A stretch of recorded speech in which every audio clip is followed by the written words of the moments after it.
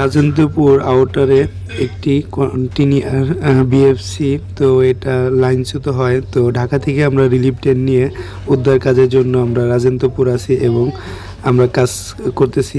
ইনশাল্লাহ খুব দ্রুত এই কাজটি সমাধান হবে। তো সবাই আমাদের জন্য দোয়া করবেন। রাত করে কাজ করতেছি, তো মোটামুটি আমাদের কাজ শেষের দিকে এখন। তো দেখতে পাচ্ছেন আমাদের ক্রেন দিয়ে কিন্তু আমরা ট্রলিটিতে উঠাতে সক্ষম হয়েছি এবং আমরা সুন্দর মতন কাজটি করা শেষে আমরা পুনরায় আবার ঢাকা ব্যাক করি। তো সবাই আমাদের জন্য দোয়া করবেন। তো ভালো থাকবেন, সুস্থ থাকবেন। আসসালামু আলাইকুম।